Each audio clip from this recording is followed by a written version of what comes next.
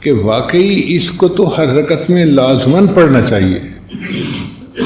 آپ دیکھیں ہم نماز شروع کرتے ہیں تو سب سے پہلے کیا پڑھتے ہیں؟ سبحانک اللہم، اے میرے اللہ آپ پاک ہیں۔ تعریف کرنے کے دو انداز ہوتے ہیں، ایک ہوتا ہے کسی کو کہا جائے یہ لڑکی اچھا رشتہ ہے، عقل مند ہے، ذہین ہے، ایم اے کیا ہوا ہے، عالمہ بھی ہے، تو یہ بھی تعریف کا ایک انداز ہے۔ اور تعریف کا ایک انداز یہ بھی ہے، لڑاکی نہیں ہے، ضدی نہیں ہے، ہٹ دھرمی اس میں نہیں ہے، بد اخلاق نہیں ہے۔ اب اس میں اس کی تعریف نہیں کر رہا، مگر میں برائیوں کو اس سے دور کر رہا ہوں کہ ہٹ دھرم بھی نہیں ہے، بدتمیز بھی نہیں ہے، حکم عدولی کرنے والی بھی نہیں ہے، فلاں بھی نہیں ہے۔ یہ بھی تعریف کا ایک انداز ہوتا ہے۔ تو اللہ تعالیٰ کی بھی تعریف کے دو انداز ہیں، ایک تو یہ کہ اللہ بڑے عظیم ہیں، بڑی کبریائی والے ہیں، اللہ بڑے جمیل ہیں، اللہ بڑے ستار ہیں، بڑے غفار ہیں، اللہ تعالیٰ حنان ہیں، منان ہیں۔ یہ تعریفوں کا مثبت انداز ہے، اللہ کی تعریفیں صفات بیان کی جا رہی ہیں۔ اور ایک یہ بھی صفت کا انداز ہے، اللہ آپ کے اندر کوئی نقص نہیں ہے، کوئی کمی نہیں ہے، کوئی کجی نہیں ہے، کوئی کمزوری نہیں ہے۔ اللہ کو یہ بات بھی اچھی لگتی ہے کہ میرے بندے میری تعریف اس انداز سے بھی کریں کہ میرے اندر کوئی کمی ہے ہی نہیں۔ اب اللہ آپ کے اندر کوئی کمی نہیں ہے، اس کو کہنے کا طریقہ یہ ہے سبحانک اللہم، اللہ آپ پاک ہیں ہر کجی سے، ہر کوتاہی سے، ہر عیب سے، آپ پاک ہیں، کوئی عیب ہے ہی نہیں۔ اللہ کو یہ بھی اچھا لگتا ہے، اس لیے اللہ نے اپنی تعریف خود بیان کی قرآن پاک میں، فسبحان اللہ، اور اللہ ہر عیب سے پاک ہے۔ یوں سمجھیں کہ اللہ کو مزہ آتا ہے کوئی کہے کہ اللہ آپ میں کوئی عیب ہے ہی نہیں، اللہ کو یہ بات اتنی اچھی لگتی ہے۔ اب اس سے ہم نے نماز کی ابتدا کی، سبحانک اللہم وبحمدک، اور اللہ ساری کی ساری تعریفیں آپ کے لیے ہیں۔ اور سچی بات یہ ہے کہ کائنات میں کوئی بندہ کسی چیز کی بھی تعریف کرے، حقیقت میں وہ اللہ کی تعریف کر رہا ہوتا ہے۔ ہم کہتے ہیں جی فلاں نے مکان بہت اچھا بنایا، اب یہ صرف انجینئر کی تعریف نہیں، اس انجینئر کو دماغ کس نے دیا، علم کس نے دیا، تو اصل تو تعریف پھر اللہ کی ہوئی نا، کہ اللہ نے اس کو یہ توفیق دی کہ اس نے یہ مکان بنا لیا۔ ہم کسی کے حسن کی تعریف کریں، کسی کے مال کی تعریف کریں، کسی کے اخلاق کی تعریف کریں، دنیا میں کوئی بندہ کسی بھی چیز کی تعریف کرتا ہے، حقیقت میں وہ تعریف کس کی ہوتی ہے؟ اس اللہ کی جس نے اس کو پیدا کیا ہے۔ اس لیے تعریف کا حقدار اصل کون ہے؟ اللہ ہے۔ تو ہم کہتے ہیں سبحانک اللہم وبحمدک وتبارک اسمک، اور اللہ آپ کا نام بڑی برکت والا ہے۔ اللہ بھی برکت والے، تبارک الذی بیدہ الملک، اور اللہ کا نام بھی برکت والا، تبارک اسم ربک، برکت والا ہے تیرے رب کا نام۔ اللہ کا نام بھی برکت والا، اللہ کی ذات بھی برکت والی۔ اللہ کا نام اتنی برکت والا ہے کہ بندہ ایک مرتبہ اللہ کہے، حدیث پاک میں آتا ہے اللہ تعالیٰ قیامت کو 40 سال مؤخر کر دیتے ہیں۔ اللہ تعالیٰ نے اسرافیل علیہ السلام کو فرمایا کہ جب تم دنیا میں کسی بندے سے میرا نام سنو تو سور جو ہے اس کے 40 سال بعد تم پھونکنا بجانا، یعنی نام میں اتنی برکت ہے کہ قیامت 40 سال ڈیلے ہو جاتی ہے، پیچھے چلی جاتی ہے۔ علماء نے لکھا، اے دوست، اگر اس نام میں اتنی برکت ہے کہ قیامت جیسی مصیبت کو بھی یہ 40 سال ٹال دیتا ہے، تم اس نام کو بار بار اپنی زندگی میں لوگے، اللہ تمہاری دنیا کی چھوٹی موٹی پریشانیوں کو کیوں نہیں ٹالیں گے؟ یہ نام بڑا برکت والا ہے، ہم اس کی برکتوں سے ابھی واقف نہیں ہیں۔ اس لیے اسم جو ہے نا، لفظ، اس کے معنی مفسرین نے دو لکھے ہیں۔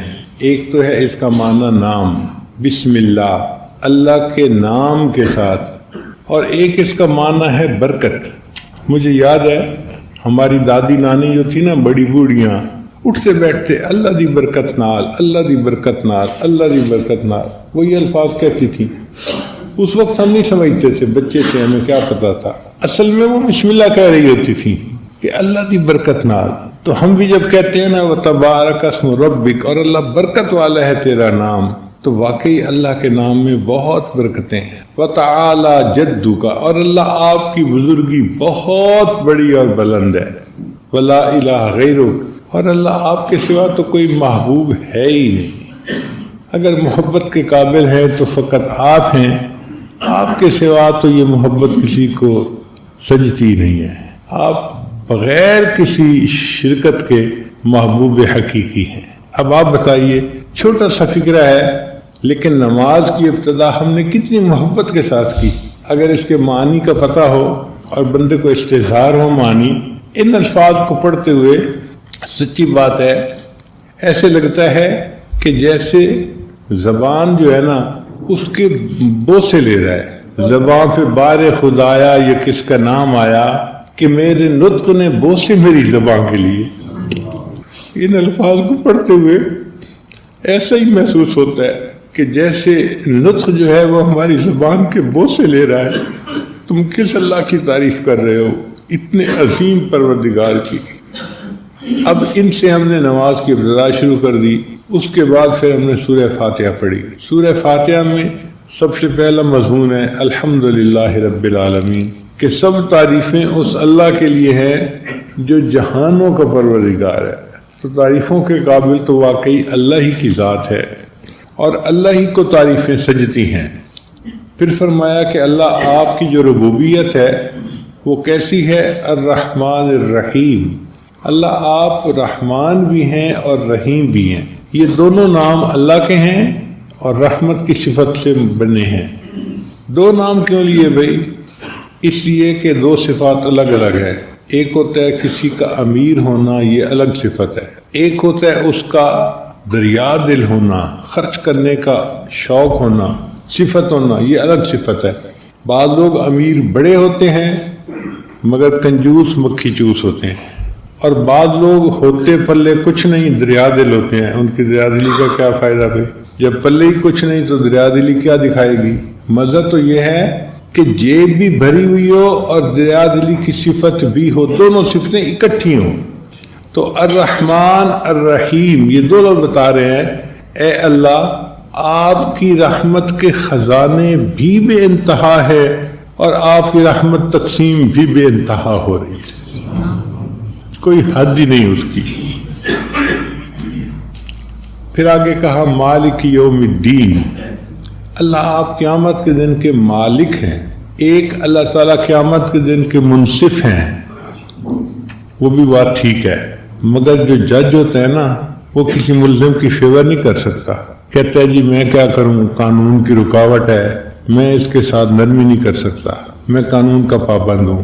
تو جج جو ہے وہ قانون کا پابند ہوتا ہے، اس کے ہاتھ بندھے ہوئے ہوتے ہیں، مگر جو مالک ہوتا ہے اس کو کوئی رکاوٹ نہیں ہوتی، وہ جس کو چاہے بخش دے اور جس کو چاہے جرم کے باوجود چھوڑ دے، وہ مالک ہے، اس کو اختیار حاصل ہوتا ہے۔ تو اللہ آپ قیامت کے دن کے مالک ہیں، جس کو چاہیں گے آپ قیامت کے دن معاف کر دیں گے اور اس کے سارے گناہوں کو بلا کسی وجہ کے چاہیں گے معاف فرما دیں گے۔ یہ بہت بڑا مضمون ہے جو بندہ اپنے مالک کو کہہ رہا ہوتا ہے۔ تو دیکھیے الحمدللہ رب العالمین الرحمن الرحیم مالکی یوم الدین۔ پھر آگے پڑھا ایاک نعبد و ایاک نستعین، اللہ آپ ہی کی عبادت کرتے ہیں اور آپ ہی سے مدد مانگتے ہیں۔ یہ جو ہے نا اللہ ہی کی عبادت کرنا، اسی کا نام توحید ہے، اور اللہ تعالیٰ اس پر کوئی کمپرومائز نہیں کرتے۔ فرماتے ہیں میں ہر گناہ معاف کر دوں گا، شرک کو معاف نہیں کروں گا۔ اس لیے کہا کہ آپ ہی کی عبادت کرتے ہیں اور آپ ہی سے مدد مانگتے ہیں۔ توحید کی اہمیت کو سمجھنا ہو تو مردوں کو بات جلدی سمجھ میں آئے گی۔ اگر کوئی بیوی کسی خاوند کو آ کر کہے کہ میں آپ کی بھی بیوی ہوں تو مطمئن ہو جائے گا، مرد خوش ہو جائے گا؟ کبھی بھی نہیں خوش ہوگا، کہے گا نہیں تم یہ کہو میں آپ ہی کی بیوی ہوں۔ یہ نقطہ مجھے نہیں چاہیے، جیسے مرد کو نقطہ نہیں چاہیے اللہ بھی فرماتے ہیں میرے بندوں مجھے نقطہ نہیں چاہیے، تم یہ مت کہو کہ آپ کی بھی عبادت کرتا ہوں، نہیں تم یہ کہو آپ ہی کی عبادت کرتا ہوں اور آپ ہی سے مدد مانگتا ہوں۔ ایاک نعبد و ایاک نستعین، جب عبادت آپ کی کرتے ہیں تو مدد بھی آپ سے مانگتے ہیں۔ اب یہ فاتحہ کے الفاظ اللہ تعالیٰ سے ہم کلامی ہے۔ حدیث پاک میں آتا ہے بندہ جب الحمدللہ رب العالمین پڑھتا ہے اللہ فرماتے ہیں حمدنی عبدی، میرے بندے نے میری حمد بیان کی۔ پھر بندہ الرحمن الرحیم پڑھتا ہے اللہ فرماتے ہیں میرے بندے نے میری ثنا بیان کی۔ ایک فکرہ بندہ پڑھ رہا ہوتا ہے اس کا جواب اللہ دے رہے ہوتے ہیں، جیسے ٹیلی فون پہ گفتگو ہو رہی ہوتی ہے نا محب اور محبوب کی کہ السلام علیکم، تو جواب آتا ہے وعلیکم السلام، کیا حال ہے، ٹھیک ہے، آپس میں گفتگو ہوتی ہے۔ نماز بالکل اسی طرح ہے، مومن سورہ فاتحہ پڑھ رہا ہوتا ہے اور اللہ تعالیٰ اس کا جواب دے رہے ہوتے ہیں، اور یہ جواب چلتا رہتا ہے حتیٰ کہ بندہ اللہ سے اس کی مدد مانگتا ہے، اے اللہ آپ ہی کی عبادت کرتا ہوں، آپ ہی سے مدد مانگتا ہوں۔ تو اللہ تعالیٰ فرماتے ہیں میرے بندے تو نے مجھ سے مدد مانگی، میں اب تیرے ہر کام میں تیری مدد کروں گا۔ اب سب سے بڑی مدد کون سی ہے؟ اہدنا الصراط المستقیم، اللہ ہمیں سیدھے راستے کی رہنمائی فرما دیجیے۔ تو اللہ نے آگے بتا دیا کہ سیدھا راستہ کون سا ہے، صراط الذین انعمت علیہم، ان لوگوں کا راستہ جن پر اللہ آپ نے انعام فرمایا، اور ان لوگوں کے راستے پہ نہ چلانا جو گمراہ ہوئے جن پر تیرا غضب ہوا۔ اب دیکھیں بڑا آسان طریقہ تھا، بندے نے کہا اہدنا الصراط المستقیم، اللہ فرما دیتے صراط القرآن والحدیث، قرآن اور حدیث کے راستے پر چلو۔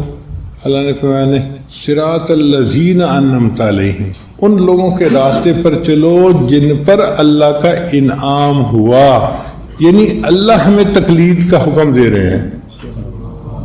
اللہ فرماتے ہیں کہ میرے بندو تم اگر قرآن اور حدیث کو پڑھ کے سمجھنے لگتے تو تم پلو ہو بہت معنی غلط لے لیتے اور گمراہ ہو جاتے۔ آسان طریقہ یہ ہے کہ جو میرے بندے جن پر میرا انعام ہوا، جن سے میں خوش ہو گیا، جنہوں نے ایسی زندگی گزاری کہ مجھے راضی کر دیا، تم ان کے نقش قدم پہ پیچھے پیچھے چلتے جاؤ، تم بھی اسی راستے پر پہنچو گے جہاں وہ پہنچے تھے۔ صراط الذین انعمت علیہم غیر المغضوب علیہم ولا الضالین۔ اب 4 گروہ ہیں جن سے اللہ راضی ہوا، نبیین والصدیقین والشہداء والصالحین، ان کے زندگیوں سے اللہ راضی ہوا اور ان کی اقتداء ہمیں کرنی چاہیے، انبیاء، صدیقین، شہداء اور صالحین۔ اور 4 کے راستے پہ ہمیں نہیں چلنا چاہیے، یہود، حنود اور مشرکین اور ملحدین۔ یہ سزا یافتہ لوگ ہیں، یہود کے اوپر اللہ نے عذاب بھیجا تھا، شکلوں کو مسخ کر دیا تھا، اور باقی لوگ جو ہیں بھٹکے ہوئے لوگ ہیں، عیسائی بھی بھٹکے ہوئے ہیں، ان کے راستے پہ نہیں چلنا۔ تو 4 کے راستے پہ نہیں چلنا اور 4 کے راستے پر چلنا ہے، یہ سورہ فاتحہ۔ تو یہ بتائیے کتنا مزے کا مضمون ہے۔ اللہ نے اس کو کہا کہ ہر نماز کی رکعت میں تم اس کو پڑھو اور مجھ سے مانگو اور میں تمہیں دوں گا۔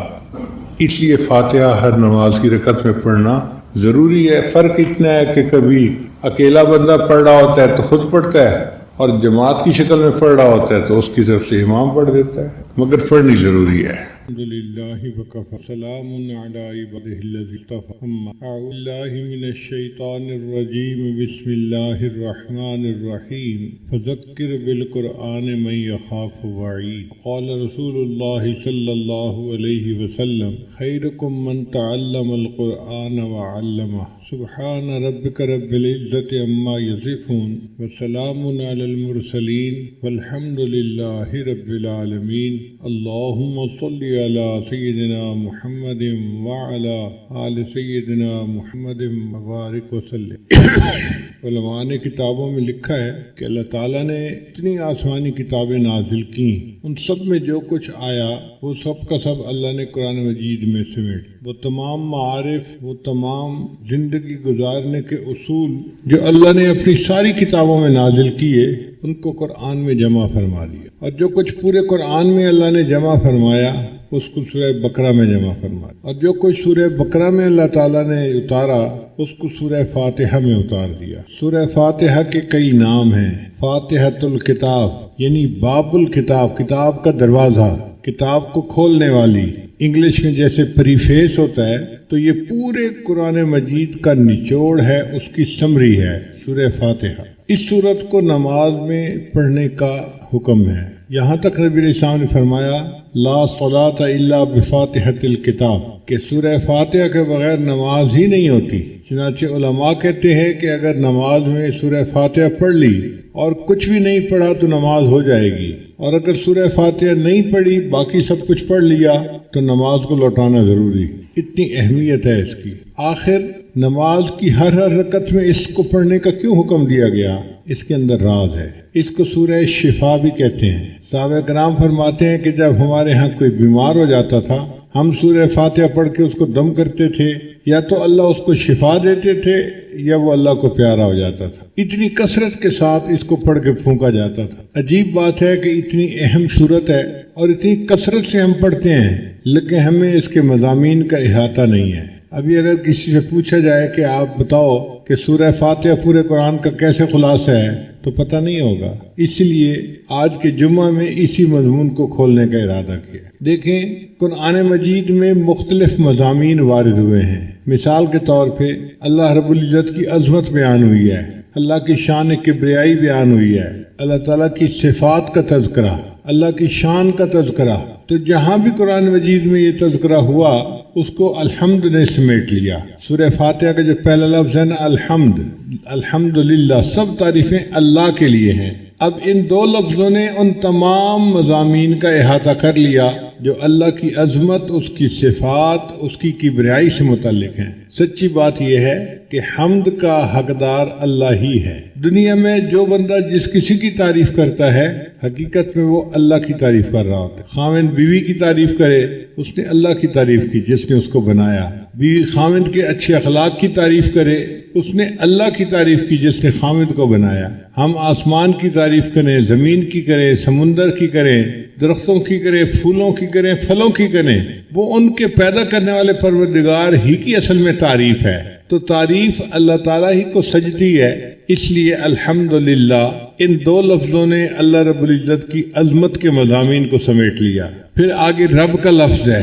رب کا معنی ہوتا ہے آقا، مولا، کسی کو تربیت دینے والا، پالنے والا، اس کو رب کہتے ہیں۔ یہ رب کا لفظ اللہ تعالیٰ کے لیے خاص استعمال ہوتا ہے۔ اللہ تعالیٰ ہم سب کا رب ہے، نبی علیہ السلام کا بھی رب اللہ ہے، اور اس رب کے مضمون کے اندر بہت گہرائی ہے۔ یہ ایسا وعدہ ہے کہ اللہ نے انسانوں کو دنیا میں بھیجنے سے پہلے ان سے لیا۔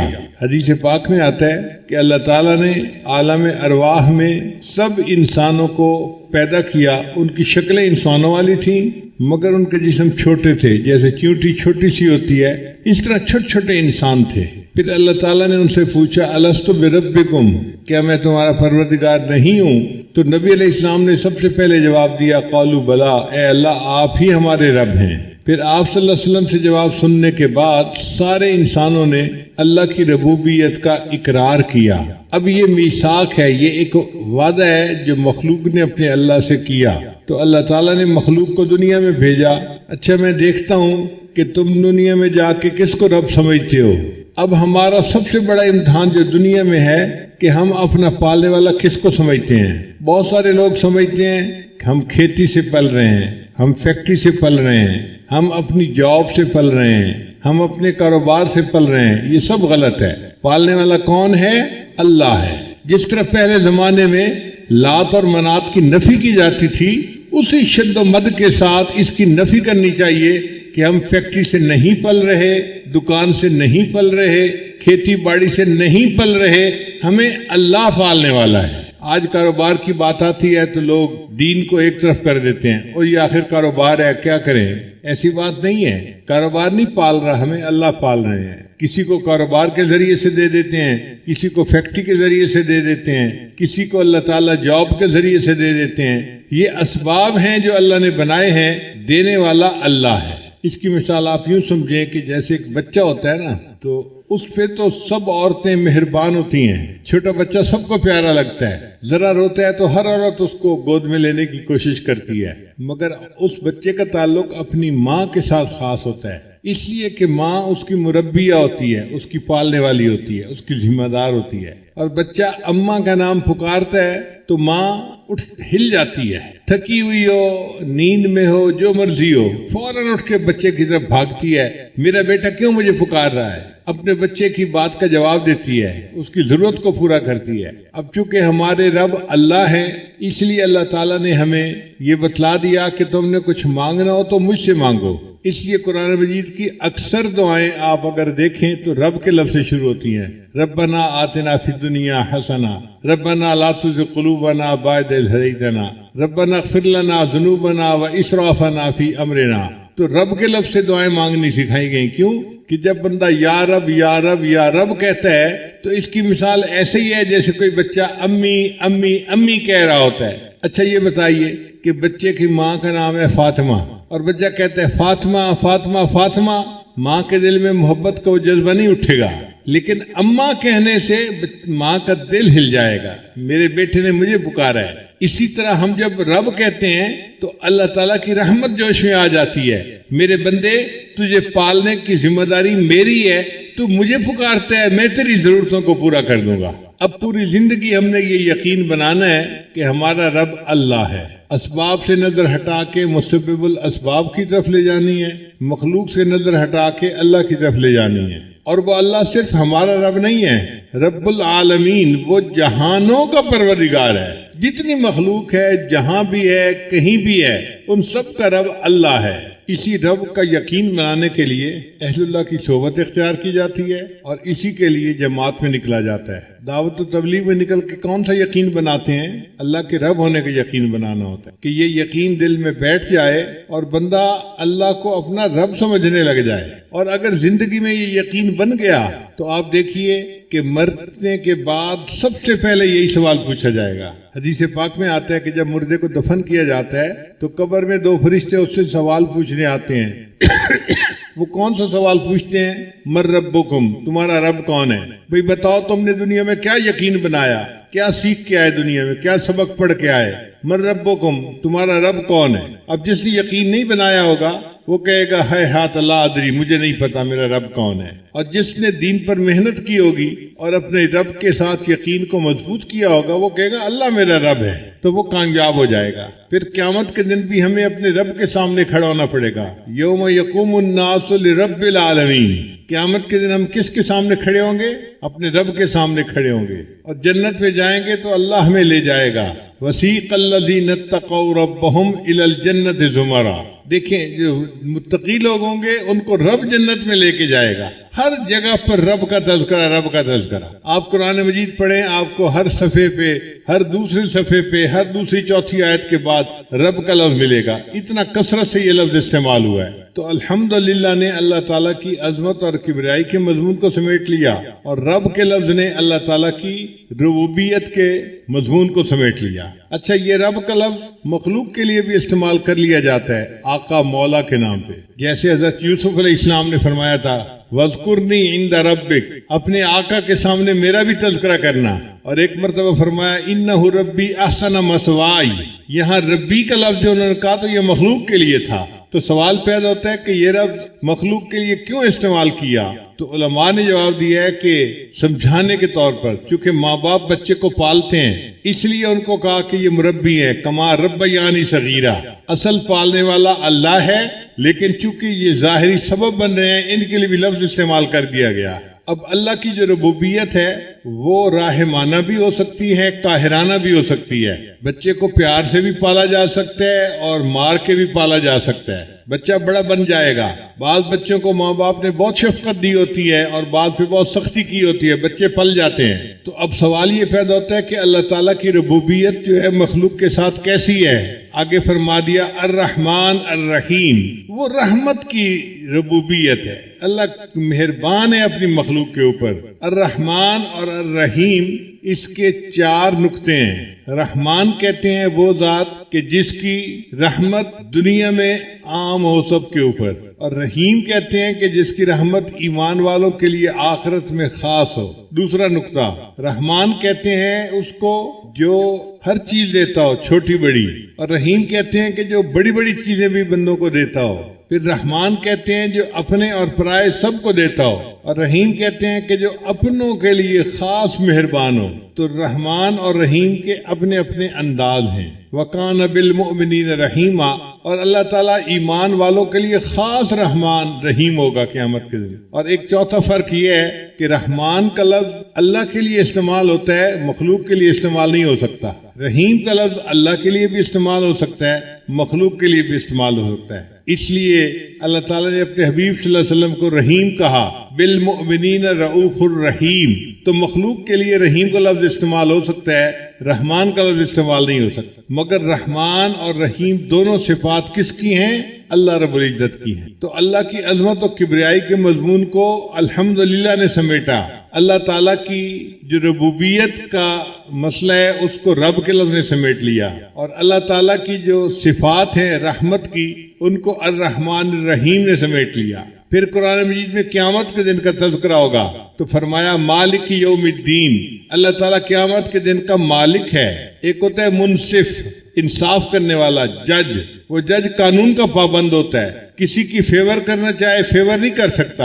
او جی میں قانون کا پابند تھا، میری مجبوری تھی، مجھے تو فیصلہ قانون کے مطابق کرنا تھا۔ لیکن جو مالک ہوتا ہے اس کا اختیار ہوتا ہے، وہ جس کو بخشنا چاہے بخش دے، جس کو معاف کرنا چاہے معاف کر دے۔ تو اللہ تعالیٰ قیامت کے دن کے مالک ہوں گے، جس کو اللہ تعالیٰ معاف کرنا چاہیں گے اللہ اس کو معاف کر دیں گے۔ کوئی پوچھنے والا نہیں ہوگا کہ جی آپ نے اس کو معاف کیوں کر دیا، وہ رب ہے، وہ پروردگار ہے۔ اور اللہ تعالیٰ جو قیامت کے دن کے مالک ہوں گے تو اس کے لیے عجیب، سب مخلوق کو موت آ جائے گی جب سور پھونکا جائے گا، انسان، حیوان، چرند پرند، جن، سب کچھ مر جائے گا، صرف سور بچے گا اور حضرت اسرافیل علیہ السلام بچیں گے۔ اسرافیل علیہ السلام سور پھونک رہے ہوں گے، ساری مخلوق مر جائے گی۔ پھر ایک وقت آئے گا کہ اللہ تعالیٰ اسرافیل علیہ السلام کو بھی موت دے دیں گے اور سور کو بھی توڑ دیا جائے گا۔ اس وقت مخلوق میں سے کوئی دنیا میں نہیں ہوگا۔ جب کوئی نہیں ہوگا اللہ تعالیٰ فرمائیں گے لمن الملک اليوم، آج کس کی بادشاہی ہے؟ کوئی جواب دینے والا نہیں ہوگا۔ پھر اللہ خود فرمائیں گے للہ الواحد القہار، ایک اللہ قہار کی بادشاہی ہے۔ پھر قیامت کا دن ہوگا اور اللہ تعالیٰ اس دن کے بادشاہ ہوں گے، مالک ہوں گے۔ تو قیامت کے مضمون کو اس مالک یوم الدین نے سمیٹ لیا۔ پھر اس کے بعد قرآن مجید میں اللہ کی عبادت کے تذکرے ہیں، ایاک نعبد، ان دو لفظوں نے اس مضمون کو سمیٹ لیا۔ اے اللہ ہم آپ ہی کی عبادت کرتے ہیں۔ بندے کے لیے سب سے بڑا مقام عبدیت ہے، ولایت سے بھی اونچا، نبوت سے بھی اونچا، رسالت سے بھی اونچا مقام کس کا ہے؟ عبدیت کا ہے۔ اس لیے اللہ نے اپنے پیارے حبیب صلی اللہ علیہ وسلم کے لیے عبد کے لفظ کو استعمال کیا، سبحان الذی اسرا بعبدہ لیلا من المسجد الحرام الی المسجد الاقصی، عبد کا لفظ استعمال کیا گیا۔ حضرت عیسیٰ علیہ السلام کی پیدائش ہوئی تو انہوں نے اپنے لیے عبد کا لفظ استعمال کیا۔ جب ان کی والدہ بیوی مریم ان کو لے کر آئی اپنی قوم کی طرف تو قوم حیران ہو گئی، یا مریم لقد جئت شیئا فریا، اے مریم تو یہ طوفان چیز کیا لے کے آ گئی، تو غیر شادی شدہ ہے، تیرے ہاں بیٹا کیسا ہو گیا؟ فاشارت الیہ، تو بیوی مریم نے قوم کو کہا کہ اسی بچے سے پوچھو، میرا سر نہ کھاؤ۔ قالو، کہنے لگے کیف نکلم من کان فی المہد صبیا، وہ بچہ جو گود میں ہے چند گھنٹے پہلے پیدا ہوا یہ کیسے بول سکتا ہے؟ اس وقت اللہ رب العزت نے حضرت عیسیٰ علیہ السلام کو حکم دیا کہ اے میرے پیارے عیسیٰ علیہ السلام آپ بولیے اور اپنی والدہ کی پاک دامنی کی گواہی دیجیے۔ تو حضرت عیسیٰ علیہ السلام نے کلام شروع کیا، قال انی عبد اللہ، میں اللہ کا بندہ ہوں، آتانی الکتاب وجعلنی نبیا، مجھے اللہ نے کتاب دی ہے اور نبی بنا کر بھیجا ہے۔ تو دیکھو حضرت عیسیٰ علیہ السلام نے بھی عبدیت کا اظہار کیا۔ تو بندے کے لیے عبدیت سب سے اونچا مقام ہے۔ اسی لیے جب بھی ہم مانگیں اللہ سے تو اللہ کی بندگی مانگے، اے اللہ ہمیں اپنا بندہ بنا لیجئے۔ ہمارے لیے سب سے بڑا اعزاز یہ ہے ہم آپ کے بندے بن جائیں۔ حضرت علی اللہ فرمایا کرتے تھے اے اللہ میرے لیے یہی عزت کافی ہے کہ تو میرا پروردگار ہے، میرے لیے یہی عزت کافی ہے کہ تو میرا پروردگار ہے، اور میرے لیے یہی فخر کافی ہے کہ میں تیرا بندہ ہوں۔ اے اللہ ہم آپ کے بندے ہیں، ہمارے لیے اس سے بڑے فخر کی بات کیا ہو سکتی ہے؟ تو ایاک نعبد نے عبدیت کے مضمون کو سمیٹ لیا، و ایاک نستعین، اور اے اللہ ہم آپ ہی سے مدد مانگتے ہیں، چونکہ آپ کی عبادت کرتے ہیں، آپ ہی ہمارے مددگار ہیں، آپ ہی مشکل کشا ہیں، آپ ہی حاجت روا ہیں۔ تو اللہ تعالیٰ کو مشکل کشا مانا، حاجت روا مانا، اور اللہ ہی سے مدد مانگی۔ اب مدد جب انسان مانگتا ہے تو بہت ساری چیزیں مانگتا ہے، مگر ان میں سب سے اہم چیز پہلے مانگتا ہے۔ ہمارے لیے دنیا میں سب سے اہم چیز کیا تھی؟ اہدنا الصراط المستقیم، اے اللہ ہمیں سیدھے راستے کی رہنمائی فرما دیجئے۔ سیدھے راستے کی رہنمائی مل جانا، ہدایت کا مل جانا، یہ بندے کی سب سے بڑی ضرورت ہے۔ اب اہدنا الصراط المستقیم نے ان پورے مضامین کو سمیٹ لیا جن میں اللہ تعالیٰ نے بندے کو ہدایت کے بارے میں فرمایا ہے۔ پھر فرمایا کہ اب یہ جو ہم نے ہدایت کا راستہ مانگا ہے، اس راستے کی خوبیاں کیا ہیں؟ آسان طریقہ تھا، آگے کہہ دیا جاتا صراط القرآن والحدیث، کہ قرآن اور حدیث کے راستے پہ چلا دے۔ اللہ نے فرمایا نہیں، صراط الذین انعمت علیہم، ان لوگوں کا راستہ جن پر تیرا انعام ہوا۔ اللہ جو تیرے بندے انعام یافتہ تھے، ہمیں ان کے راستے پہ چلا دیجئے۔ اب اللہ کے انعام یافتہ بندے کون تھے؟ قرآن مجید نے اس کی تفصیل بیان کر دی۔ انعم اللہ علیہم من النبیین والصدیقین والشہداء والصالحین وحسن اولئک رفیقا۔ چار طرح کے لوگ ہوتے ہیں جو انعام یافتہ ہیں: انبیاء، صدیقین، شہداء اور صالحین، نیک بندے۔ تو چار کی بات مانو، ان چار کی بات مانو گے تو تم سیدھے رستے پر رہو گے، اور فرمایا کہ چار کی بات مانو گے تو سیدھے رستے پر رہو گے، اور اگر چار کی بات مانو گے دوسرے چار کی تو تم گمراہ ہو جاؤ گے۔ وہ کون سے چار ہیں جن کی بات نہیں مانی؟ فرمایا غیر المغضوب علیہم ولا الضالین۔ اس میں بھی چار قوموں کا تذکرہ کیا: یہود، نصارہ، ملحدین اور مشرکین۔ یہ چار قومیں ہیں، تم نے ان کی بات نہیں ماننی، تو چار کی ماننی ہے، سیدھا راستہ رہے گا، اور چار کی نہیں ماننی ورنہ ہم بھٹک جائیں گے۔ جن کی نہیں ماننی وہ کون چار ہیں؟ یہود، نصارہ، ملحدین، مشرکین۔ ان چار کی نہیں ماننی، اگر ان کی چار کی نہیں مانیں گے تو ہم سیدھے راستے پر رہیں گے۔ اس پر آمین کہلوایا اور نماز کی ہر رکعت میں سورہ فاتحہ کو پڑھنے کا حکم عطا فرمایا۔ اس لیے سورہ فاتحہ کے مضامین کو اگر آپ جمع کریں تو پورے قرآن مجید کے مضامین کا یہ نچوڑ بن جاتا ہے، سمری بن جاتی ہے۔ اس لیے نماز میں جب سورہ فاتحہ کو پڑھا کریں تو اس کے مضامین پہ بھی غور کیا کریں کہ ہم اللہ کے سامنے کیا الفاظ پڑھ رہے ہیں، ان کا مطلب کیا ہے۔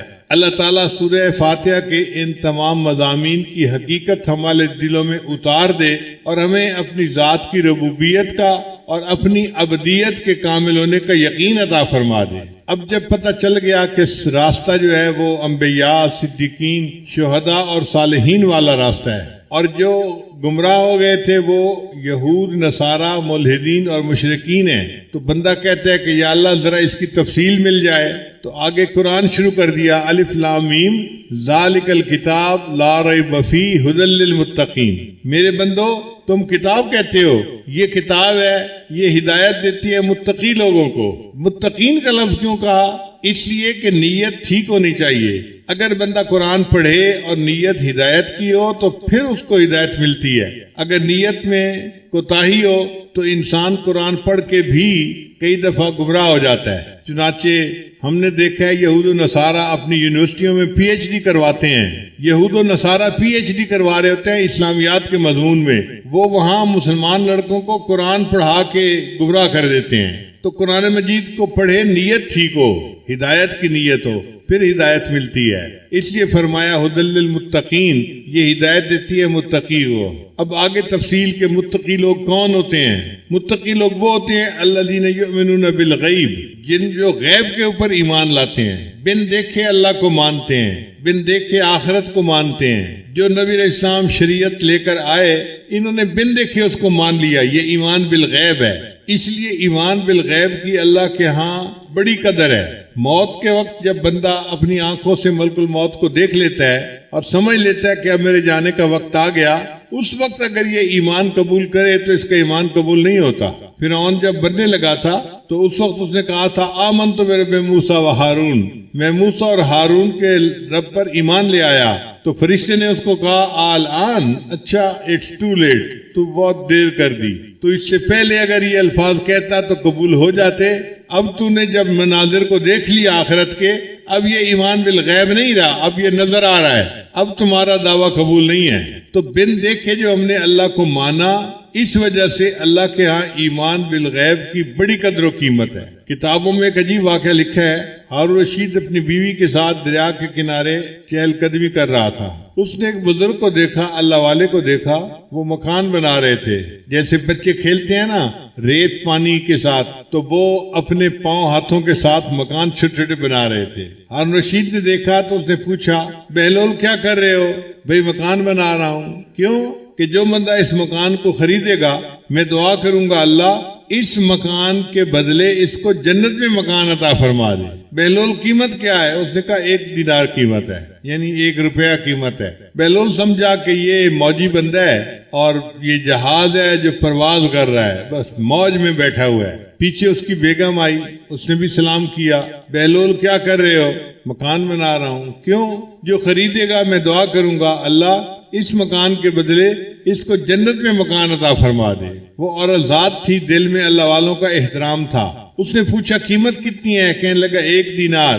اس نے 1 دینار پرس میں نکال کے دے دیا، اچھا میرے لیے دعا کر دینا۔ اب جب رات ہوئی تو ہارون رشید نے خواب دیکھا کہ جنت ہے اور اس کے خوبصورت مکان ہے، اور یہ پھر رہا ہے، جنت کی سیر کر رہا ہے۔ بڑا حیران، ایک مکان کی 1 اینٹ سونے کی، 1 اینٹ چاندی کی، اور مشک کا سیمنٹ اس میں استعمال ہوا ہے۔ ایک مکان دیکھا جو بے جوڑ ہیرے موتی کا بنا ہوا تھا، ایک مکان سرخ یاقوت کا بنا ہوا تھا، روبی کا بنا ہوا تھا۔ روبی کا چھوٹا سا پتھر ہوتا ہے انگوٹھی میں لگا ہوا، عورتیں اس انگوٹھی کو پہنتی ہیں تو پھر اپنا ہاتھ دوسری عورتوں کو دکھا رہی ہوتی ہے کہ دیکھو میری انگلی میں روبی کا پتھر ہے۔ اب چھوٹے سے پتھر کی اگر اتنی قیمت ہے تو وہ مکان پورا کا پورا روبی کا بنا ہوا تھا۔ ہارون رشید بڑا حیران ہوا، ذرا غور سے دیکھا تو اس کے دروازے پر اس کی بیگم کا نام لکھا ہوا تھا، زبیدہ خاتون۔ تو ہارون رشید خوش ہو گیا، کوئی بات نہیں، میری بیگم کا گھر ہے، چلو میں اندر سے جا کے دیکھتا ہوں کیسا ہے۔ جب دروازے میں سے داخل ہونے لگا تو وہاں فرشتہ بیٹھا ہوا تھا،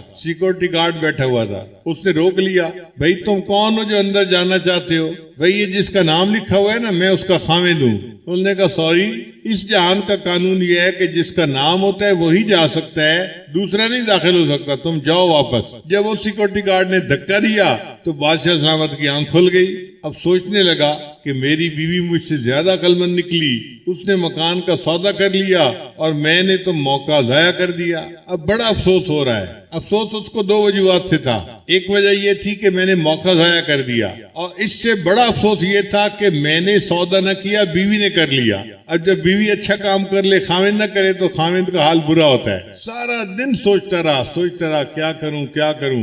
تو انسان کے دماغ کے اندر یہ صلاحیت ہے، وہ آفٹر میتھ کرتا ہے، کام کے ہو جانے کے بعد پھر دماغ سوچتے ہیں اچھا اب کیا کیا جا سکتا ہے۔ تو سارا دن آفٹر میتھ کے اندر مبتلا رہا۔ پھر ذہن میں خیال آیا آج جاتے ہیں، اگر بہلول آج مکان بنا رہا ہوا نا تو میں نے تو ضرور مکان خرید لینا ہے۔ اب دوسرے دن پھر بیوی کو لے کے دریا کے کنارے، آنکھیں اس کی بہلول کو تلاش کر رہی تھی۔ اللہ کی شان، ایک جگہ اس نے دیکھا بہلول پھر بیٹھا ہوا مکان بنا رہا تھا۔ بادشاہ سلامت جلدی جلدی اس کے پاس گئے، السلام علیکم بہلول، کیا حال ہے؟ اس نے کہا ٹھیک ہے۔ بہلول ٹول خدے، اس نے کہا ہاں سب ٹھیک ہے ٹھیک ہے۔ کیا کر رہے ہو؟ اس نے کہا مکان بنا رہا ہوں۔ کیوں بنا رہے ہو؟ اس لیے بنا رہا ہوں کہ جو خریدے گا میں اس کے لیے دعا کروں گا اللہ اس مکان کے بدلے اس کو جنت کا مکان عطا فرما۔ تو بادشاہ نے کہا بھئی قیمت کتنی ہے؟ اس نے کہا بادشاہ سلامت پوری دنیا کی بادشاہی۔ ہارون رشید حیران ہو گیا، بہلول کل تو 1 دینار قیمت مانگ رہے تھے اور آج پوری دنیا کی بادشاہی۔ میں پوری دنیا کا بادشاہ بھی نہیں، اپنی بادشاہی بھی دے دوں تو قیمت ادا نہیں کر سکتا، یہ فرق کیوں ہے؟ اس نے کہا بادشاہ سلامت کل سودا بن دیکھا تھا قیمت تھوڑی تھی، آج سودا دیکھا ہوا ہے اس لیے قیمت زیادہ ہو گئی ہے۔ تو آج ہم نے بن دیکھے اللہ کو مانا ہے، جنت کی قیمت تھوڑی ہے، موت کے وقت جب آخرت کے مناظر دیکھ لیں گے تب ہم قیمت بھی نہیں ادا کر سکیں گے اور جنت کے حقدار بھی نہیں بن سکیں گے۔ اس لیے اس ایمان بالغیب کی بڑی قدر کرنی چاہیے، پکا رہنا چاہیے کہتے ہیں کہ حضرت یوسف علیہ السلام کے زمانے میں 7 سال بڑی اچھی فصل ہوئی، پانی دے 7 سال بڑی اچھی فصل ہوئی، تو یوسف علیہ السلام نے گندم کو نا گوڈاؤن کے اندر محفوظ کر لیا۔ پھر اس کے بعد 7 سال قحط کے آئے، ان قحط کے سالوں میں بالکل بارش نہیں ہوئی تھی اور لوگوں کے پاس کھانے کے لیے گندم نہیں تھی، تو لوگ حضرت یوسف علیہ السلام کے پاس آتے تھے کہ حضرت ہمیں گندم چاہیے۔ انہوں نے قانون بنا دیا تھا جتنے گھر کے بندے ہوں ان کو ایک بندے کے حساب سے 1 بوری سال کی دی جائے گی اور اتنی قیمت لی جائے گی، اور اپنے بندوں کو بتا دیا بھئی جو آئے پہلے پوچھنا کتنے بندے گھر کے ہیں، اتنی بوریاں دے دینا اور اتنی قیمت دے لینا۔ دن رات لوگ آتے تھے اور گندم لے کے جاتے تھے، آتے تھے گندم لے کے جاتے تھے۔ اللہ تعالیٰ کی شان دیکھیں، ایک لڑکا آیا جو 12-13 سال کی عمر کا تھا، اس نے آ کے کہا بھئی گندم چاہیے۔ لوگوں نے پوچھا بھئی گھر کے بندے کتنے ہیں؟ اس نے کہا جی 10 ہیں۔ ان کا ٹھیک ہے 10 بوریوں کی قیمت دے دو، ہم گندم دے دیتے ہیں۔ اس نے 10 بوریوں کی قیمت تو دے دی، پھر کہنے لگا مجھے گندم زیادہ چاہیے۔ ورکل نے کہا بھئی ہم نہیں دے سکتے، اگر زیادہ چاہیے، فیور چاہیے تو یوسف علیہ السلام کے پاس چلے جاؤ، ان کا اختیار ہے، جس کو چاہیں جتنا دے دیں۔ تو وہ لڑکا یوسف علیہ السلام کے پاس آیا، حضرت گندم چاہیے۔ بھئی لوگوں نے آپ کو گندم نہیں دی؟ جی دی ہے، مجھے زیادہ چاہیے۔ چلو بھئی 10 بوریاں انہوں نے دی ہیں، 10 بوریاں میں دے دیتا ہوں، آپ جا کے 20 بوریاں لے جاؤ۔ اس نے کہا نہیں حضرت مجھے اور زیادہ چاہیے۔ یوسف علیہ السلام بڑے حیران، بھئی 10 بوری گندم انہوں نے بھی دے دی، 10 بوری گندم میں نے ایکسٹرا دے دی، تمہارا جی نہیں بھر رہا اور مانگ رہے ہو؟ اس نے کہا کہ حضرت اگر آپ کو پتہ چل جائے نا کہ میں کون ہوں تو آپ مجھے بہت زیادہ گندم دیں۔ تو حضرت یوسف علیہ السلام نے پوچھا اچھا بتاؤ تم کون ہو؟ اس نے کہا کہ حضرت جب زلیخا نے آپ کے اوپر بہتان لگایا تھا تو جس چھوٹے بچے نے، دودھ پیتے بچے نے آپ کی پاک دامنی کی گواہی دی تھی، وہ بچہ میں ہوں، اب بڑا ہو کے جوان ہو گیا ہوں۔ اب حضرت یوسف علیہ السلام نے جب یہ بات سنی تو اس بچے پہ اتنا پیار آیا، اتنا پیار آیا، اس کو قریب بلایا، اس کے ماتھے کو بوسہ دیا، اس کو سینے سے لگایا اور کہا کہ اچھا تو نے میری گواہی دی تھی؟ اس نے کہا جی۔ لوگوں کو کہا اچھا بھائی اس کو 100 بوری زیادہ دے دو۔ کہاں اس کو 20 بوری مل رہی تھی اور کہاں اس کو 120 مل گئی۔ اب 120 بوری لے جانے کے لیے تو اس کے پاس سواری بھی نہیں تھی، تو لوگوں کو حکم دیا یہ 120 بوری اس کو گھر پہنچا کے آؤ۔ پنجابی میں کہتے ہیں لد بھی دے لدیندڑ بھی دے۔ تو حضرت یوسف علیہ السلام نے گندم بھی دے دی اور گندم لے جانے والے جانور بھی انتظام کر دیا۔ اب وہ بندہ ماشاءاللہ جس کو 10 بوری لے جانی تھی وہ 120 بوری لے کے جا رہا ہے، بڑا شان سے چلتا ہوا جا رہا ہے، خوش تھا، پاؤں زمین پہ نہیں ٹک رہے تھے۔ جب وہ چلا گیا تو اللہ تعالیٰ نے یوسف علیہ السلام کو وحی نازل فرمائی، اے میرے پیارے پیغمبر اسلام، آپ نے اس بچے کو بڑا پروٹوکول دیا اور بڑی شان سے اس کو بھیجا۔ تو یوسف علیہ السلام نے کہا یا اللہ یہ وہ نوجوان ہے جس نے میری پاک دامنی کی گواہی دی تھی، آج جب یہ میرے پاس آیا ہے تو میرا دل چاہا کہ میں جتنا دے سکتا ہوں میں اس کو اتنا دے دوں۔ اللہ تعالیٰ نے فرمایا یوسف علیہ السلام پھر آپ اس بات پہ گواہ رہنا، جس نے آپ کی پاک دامنی کی گواہی دی آپ نے اس کو اتنا دیا جو آپ دے سکتے تھے، تو میں پروردگار بھی کہتا ہوں کہ جس بندے نے دنیا میں میری وحدانیت کی گواہی دی، جب وہ قیامت کے دن میرے پاس آئے گا میں اس کو وہ دوں گا جو میری شان کے مطابق ہوگا۔ تو یہ جو ایمان بالغیب ہے یہ اللہ کی بڑی نعمت ہے، ہمارا سرمایہ ہے۔ اس دجالی فتنے کے دور میں اپنے ایمان کی بڑی فکر رکھنی چاہیے، اس کی حفاظت کی اللہ تعالیٰ سے دعائیں مانگنی چاہیے۔